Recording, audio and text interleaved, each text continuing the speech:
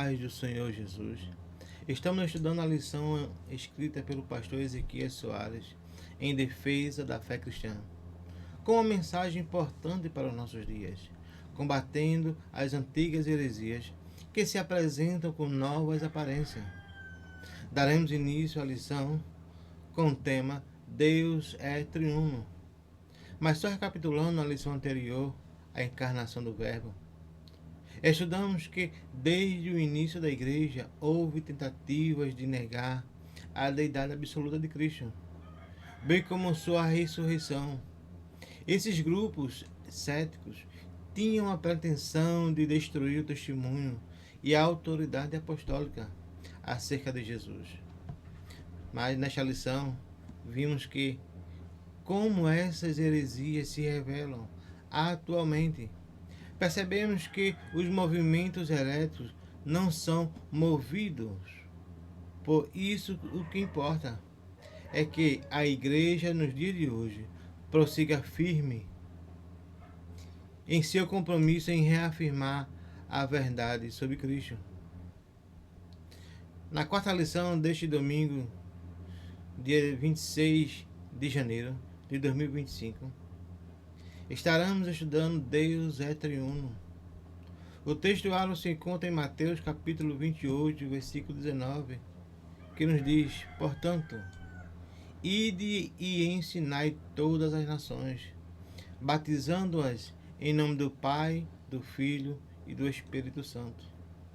A versa de prática desta lição: desde a eternidade, Deus é Pai, Filho e Espírito Santo. E essa verdade está em toda a Bíblia. Nesta lição, a lição nos oferece 3 objetivos muito importantes para que possamos compreender melhor esta lição. Primeiro, demonstrar como a Bíblia apresenta a Trindade. Indicar principais heresias sobre a Trindade. E terceiro, explicar os perigos do unicismo na atualidade. Com os 3 objetivos para nos ajudar, iremos ver por mais elaborada e robusta que seja a explicação teológica sobre Deus, que é Pai, Filho e Espírito Santo, diferentes, são iguais em majestade. A leitura bíblica em classe se encontra em Mateus capítulo 3, versículo 15 a 17 e em Mateus capítulo 28, 19 e 20.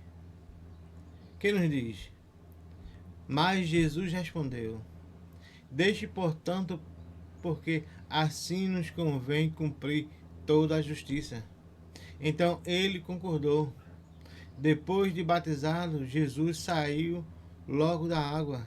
E eis que os céus se abriram, e ele ouviu o Espírito de Deus descendo como pomba, vindo sobre ele.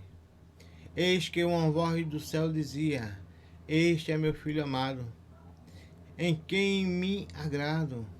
Portanto, não se faça vão e façam discípulos de todas as nações, batizando em nome do Pai, do Filho e do Espírito Santo, ensinando-os a guardar todas as coisas que tenho ordenado a vocês. E eis que estou com vocês todos os dias, até o fim dos séculos. Os teólogos da Torre de Vigia, com a frase, de fato, a palavra Trindade, não aparece na Bíblia. Revela uma ignorância abissal, ou não tem consciência do que estão fazendo na tentativa de persuadir. Ele chega a um ponto de persuadir os seus eleitores com uma doutrina estranha às Escrituras. Isso porque é necessário distinguir entre a doutrina da Trindade e a Trindade em si mesma. Como bem escreveu o escritor Hobbit, desde a eternidade Deus é Pai, Filho e Espírito Santo, e essa verdade está em toda a Bíblia.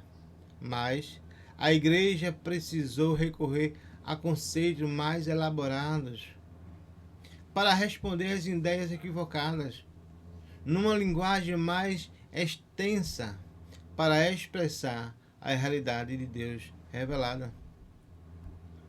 Que a tradição cristã acredita e ensina tem fundamentação bíblica.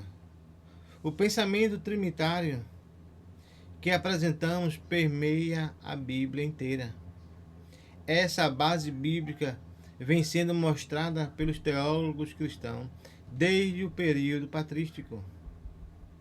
No entanto, o que os líderes das testemunhas de Jeová fazem nada mais é do que pensar as Escrituras e buscar em diversas traduções da Bíblia palavras que pareçam favorecer suas crenças e práticas, sem considerar a exegese e sem priorizar as línguas originais das Escrituras Sagradas.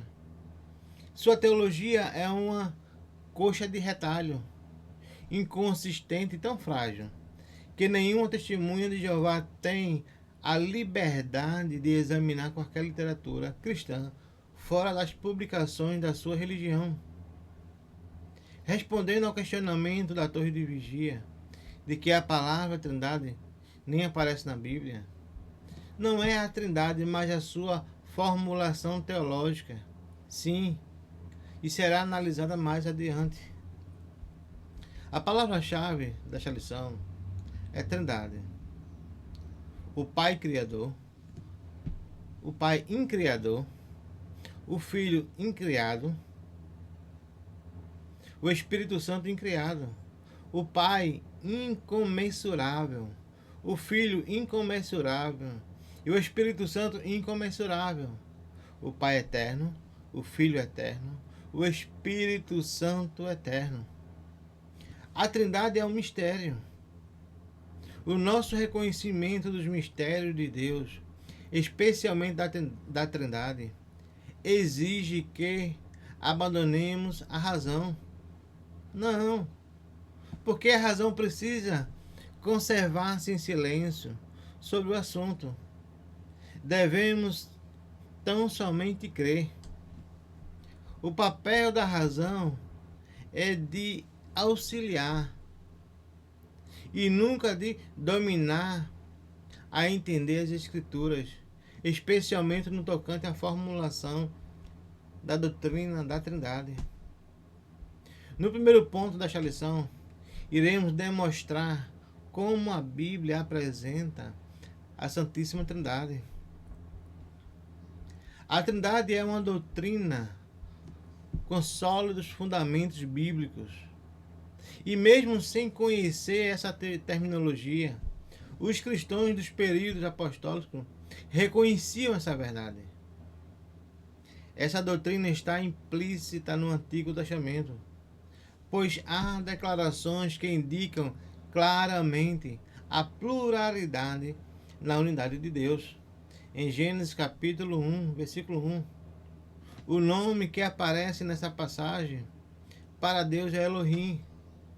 Há 3 diferentes palavras no hebraico no Antigo Testamento para Deus: El, Eloá e Elohim.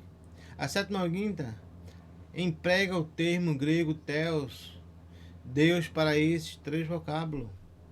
No livro de Gênesis, tal pensamento de ideia abstrata ou de intensidade pode ter lógica se considerado isoladamente, pois os relatos na própria Escritura dos judeus não aparecem, não oferece consistência para essa interpretação.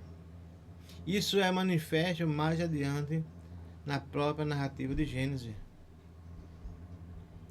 Disse Deus: façamos o homem à nossa imagem, conforme a nossa semelhança. Gênesis 1:26. O texto sagrado revela Javé distinto de Javé, pois com quem Javé falava na criação de Adão? Então o Senhor Deus disse: eis que o homem se tornou como um de nós, conhecedor do bem e do mal. Gênesis 13, 22. Com quem falava quando disse que o homem havia se tornado como Deus, conhecendo o bem e o mal? Quem? Com quem ele falava? E o Senhor, eis que o povo é um, e todos têm a mesma língua.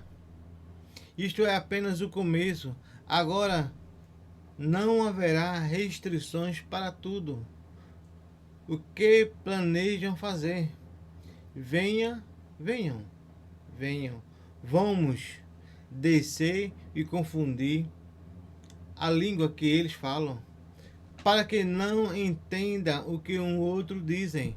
Gênesis capítulo 11, versículos 6 e 7. Com quem são os participantes desse diálogo? Quem são? A Bíblia nos mostra no Antigo Testamento que existe um relacionamento de igualdade, de face a face, desde a eternidade passada, que os teólogos posteriores chamaram de pericorese. A pericorese é uma reunião íntima, intratrimitariana, entre o Pai, o Filho e o Espírito Santo, ou seja, é a habitação das três pessoas da Trindade, uma na outra. Jesus fala desse relacionamento desde antes que o mundo existisse. João 17:5. Em outro momento ele diz a Filipe: você não crê que eu estou no Pai e que o Pai está em mim? João 14:10. O Espírito Santo está também nessa Trindade. 1 Coríntios capítulo 2, versículos 10 e 11. Essa relação é a base para a afirmação de que em toda a ação de uma pessoa da Trindade, as três pessoas estão presentes. É importante prestar bem atenção naquelas passagens conhecidas dos crentes, que são as mais familiares na igreja. O trono, o teu trono, ó Deus, é para todo sempre. Cetro de justiça é o cetro do teu reino. Ó Senhor, ó Rei, ama a justiça e odeia a iniquidade. Por isso Deus, o seu Deus, ungiu com óleo de alegria, como a nenhum dos seus companheiros. Salmo 45, versículos 6 e 7. Tem pessoas que não entendem essa passagem e fazem interpretação errada, dizendo histórias. E essa de o sentido, né? Essa de o Deus do versículo 7 está ungindo o Deus do versículo 8. E isso não faz nenhum sentido. Numa estrutura monoteísta, sem a encarnação do Verbo, não tem nenhum sentido. Em Hebreus capítulo 1, versículo 8, ficamos sabendo que se trata do Filho. O livro de Salmos 110, versículo 1 diz: disse o Senhor ao meu Senhor: sente-se à minha direita, até que eu ponha os seus inimigos por estrado dos teus pés. Essa passagem é o próprio Deus conversando com Deus. Javé em diálogo com Adonai. O livro de Isaías capítulo 6, versículo 3 diz: a terra está cheia da glória de Javé. A terra está cheia da glória de Javé dos exércitos. Entretanto, o Novo Testamento diz que esse Javé é Jesus. Ao comparar Isaías capítulo 6, versículo 13 e 10 com João capítulo 12, 40 e 41, o texto 40 é a citação de Isaías 6 e 10.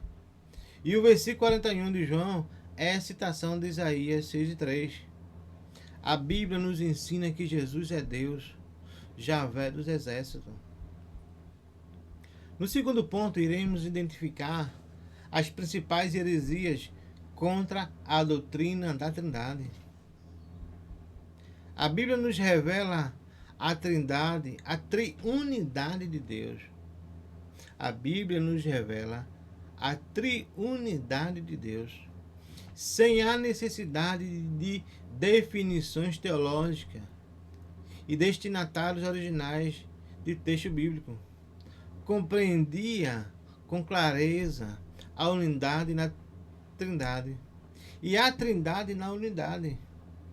Com a expansão do cristianismo no Império Romano, na parte geográfica e intelectual, a pregação do Evangelho passou a se defrontar nas diversas tradições gregas e romanas. A maneira de pensar desses movimentos culturais e intelectuais exigiam formulações teológicas precisas e racionais na comunicação da verdade cristã.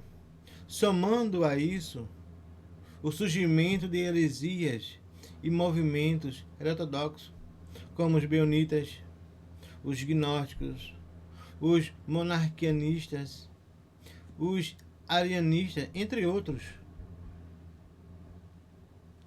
As principais heresias contra a Trindade são unicismo e unitarismo. Ambas contrariam o pensamento cristão apostólico, rejeitadas pela Igreja, antigas e condenadas pelos principais ramos do cristianismo. O monarquianismo surgiu no segundo século e tornou do monoteísmo cristão. Eles se dividiam em dois grupos: os dinâmicos, que ensinavam ser Cristo Filho de Deus, mas por adoção, e os modalistas ensinavam que ser Cristo apenas uma forma temporária da manifestação do único Deus.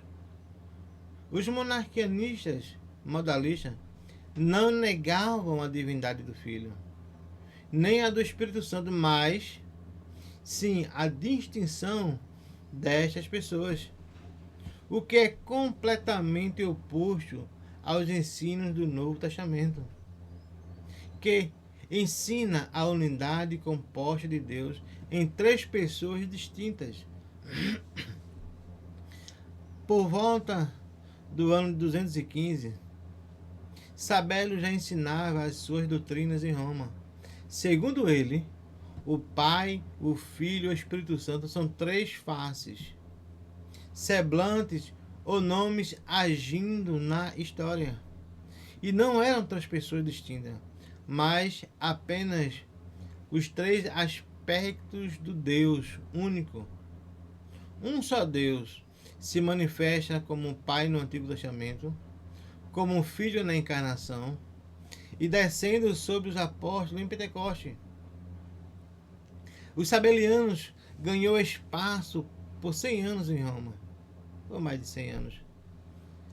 Em 263, no ano 263, Dionésio de Alexandria enfrentou Sabélio. Depois da derrota dos sabelianos, o cristianismo passou a repudiar esses pensamentos e combater a essas heresias, e continuou até que elas desaparecessem completamente da história. No terceiro ponto, explicaremos os perigos do unicismo, uma heresia antiga na atualidade. Os movimentos unicistas de hoje são um desdobramento da antiga doutrina modalista rejeitada pelas igrejas dos primeiros séculos. Os unicistas modernos e os sabelianistas têm muitas coisas em comum, mas não são iguais. O movimento unicista de hoje são movimentos só Jesus. Há 4 pontos fundamentais em que os unicistas modernos diferem dos evangelhos e defendidos pelos sabelianistas da antiguidade: a natureza de Deus, a natureza de Cristo, a fórmula batismal e o significado do batismo. Os unicistas defendem o monoteísmo, mas negam a doutrina da Trindade. Eles ensinam que Deus é Jesus, ao passo que a doutrina trinitária ensina que Jesus é Deus. Isso não é apenas um jogo de palavras, mas indica que o Deus dele não é o mesmo revelado nas Escrituras. É outra divindade. Todos esses grupos pregam que o Pai e o Filho e o Espírito Santo são uma só pessoa, e não três pessoas em uma só divindade. Eles ensinam que o nome de Deus é Jesus, e isso com base numa interpretação peculiar da ordem de Jesus, lá em Mateus capítulo 28, versículo 19, que diz: portanto, vão e façam discípulos de todas as nações, batizando em nome do Pai, do Filho e do Espírito Santo. Sabemos que o Senhor Jesus falou apenas em um único nome. O texto não diz em nome do Pai, em nome do Filho e em nome do Espírito Santo, mas em nome do Pai, do Filho e do Espírito Santo. A palavra nome, no singular, é distributiva. Nessa passagem, como acontece no texto hebraico de Ruth 1 e 2, o vocábulo nome, onoma, no grego, fornece empregado no plural. Seria necessário dar mais um nome a cada uma dessas pessoas. Não faz sentido de alguém afirmar nessa passagem que o nome de Deus é Jesus. Ainda mais um texto trinitário. Eles usam passagens da Bíblia que julgam favorecer as suas doutrinas. Os unicistas costumavam citar João 10 e 30. Eu e o Pai somos um. O texto afirma que Jesus é Deus igual ao Pai, mas não a mesma pessoa do Pai. O adjetivo numeral no grego, nessa passagem, está no gênero neutro, el. Ou seja, se trata de um Deus, e não de uma pessoa, eu, Filho. Assim, Jesus está falando de duas pessoas numa só divindade. Além disso, o verbo está no plural, somos, e não no singular, sou. Não pode, portanto, pai e filho serem uma mesma pessoa. Outras passagens prediletas de Sabélio muitos unicistas ainda hoje são João 8, versículo 19, João 12, 45, João 14, do versículo 8 ao 10 e 18. Esses textos foram usados para consubstanciar os seus unicismos. Mas a intenção principal de João é assegurar que o Pai não é um Deus diferente daquele revelado por Cristo, que não há outro lugar que o Pai possa ser visto por alguém a não ser em Jesus. Os unicistas mutilam a personalidade do Pai e do Filho com a doutrina das manifestações. Ninguém no mundo chega a tal conclusão simplesmente pela leitura da Bíblia. Saltam à vista de qualquer leitor da Bíblia a distinção dessas três pessoas da Trindade, a começar pelo batismo de Jesus, o Filho saindo das águas do Jordão, o Espírito Santo descendo sobre ele e a voz do Pai falando desde o céu. Jesus deixou claro que ele é uma pessoa e o Pai é outra. Também na lei de vocês está escrito que o testemunho de duas pessoas é verdadeiro. Eu dou testemunho de mim mesmo, e o Pai que me enviou também dá testemunho de mim. João 8, capítulo 16, versículo 17. E disse ainda que essa doutrina não é uma mensagem alternativa, mas uma questão de vida ou morte.